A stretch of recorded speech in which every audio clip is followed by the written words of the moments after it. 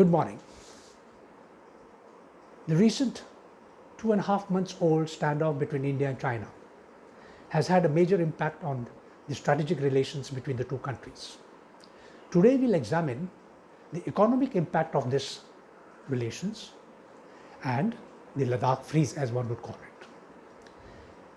In the last few months, the government of India has taken certain economic and other restrictions which are constraining Chinese companies for business operations in India.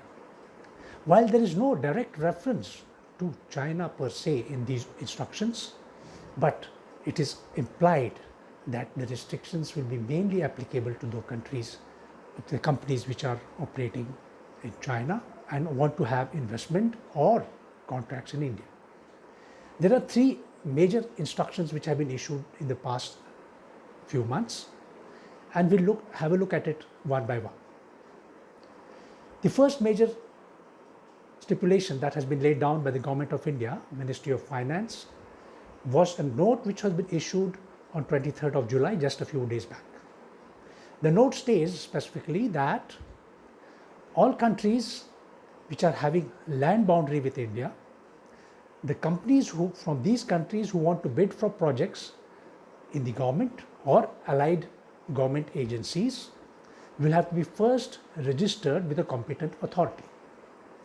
Now, the competent authority for this purpose has been nominated as the Department of Industry and Internal Trade under the Ministry of Commerce. A joint secretaries group has been nominated, headed by one of the joint secretaries from the department and also including the Ministry of Home, Ministry of External Affairs, and plus any other department with which the contract is to be made. So unless the companies are going to be registered with the competent authority, they will not be allowed to bid for the contract. Now one can imagine that this can be a very constraining influence on Chinese companies attempting to have business with India. One can well argue that there is no direct reference to China, but if we look at the countries which are having land boundary with India, it is only the Chinese companies which are having major stakes in getting contracts in India. So that is going to be a very constraining factor. As far as the second instruction goes, now the second instruction was issued on 17th of April, where again for foreign direct investment from Chinese companies, it has been stipulated that the government route will be applied.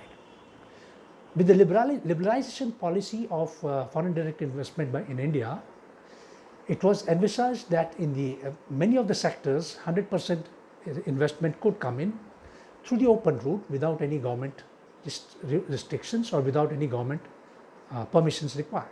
However, now it is apparent that with the orders being issued on 17th of April, for companies, again, with countries having land boundary with India, which of course includes China, they will have to adopt the government route. The third aspect which comes in, the third instruction is on banning of Chinese apps. These again are not specific apps related to the Chinese companies, but there are 59 apps which have been designated. A majority of these are being proliferated by the Chinese companies. Some of them are very popular in India, like TikTok, which has almost 100 million followers, and there are others as well. So these companies have now been given some time to respond to the government restrictions and prove that there is no security implications involved in this. Now, all three instructions have been issued by the government based on the security and national sovereignty requirements of the country. In some ways, these are very strict stipulations which have been invoked, and this will have a major impact on the business environment as far as not only the involvement of the Chinese companies concerned, but also in the larger strategic level. Now let's look at in detail the impact. Firstly, as far as the strategic aspects are concerned, one could say that the perception that the boundary issue is separated from the economic and trade and other relations between the two countries, India and China, which has been which has prevailed over the last few decades, will see a reset. It is apparent that there was a high degree of trust which has been shown by the two leaders, Indian Prime Minister Mr. Narendra Modi and the Chinese President Xi Jinping. It appears that the trust is now diluted and reduced, and as a result of this, India is likely to take a much rougher path than what was there earlier, and unless there is sizable improvement in the boundary relations, the other aspects of the engagement are likely to suffer. The second strategic aspect which emerges is clearly that India is now aligning itself with the United States and possibly is in partnership in some ways with the United States and China Cold War which is going on, siding with Washington. How far India will go in this remains to be seen, but definitely this is a strong signal which is going to China. Now coming on to the impact on the Chinese companies. Now Chinese companies have to get the government approval. Not only the companies, but even their subcontractors will have to get the government approval before they can get into business contracts in India. And that is, I think, going to be a major restriction because the level of investment and the level of contracting which they want to achieve in India will be greatly restricted. At the same time, there is going to be a fallout, like for example in the rollout of 5G technology in the telecom sector. Huawei, the Chinese telecom giant, was pitching and is still in the trial. We have to get a clarification on that. It is still engaged in the trials for the 5G rollout in India. In case Huawei is banned, of course, that opens the field for other companies which are strong in this field, such as Nokia, Ericsson, and they will be major beneficiaries. However, it is likely that the cost will increase and the time taken for the rollout will also increase.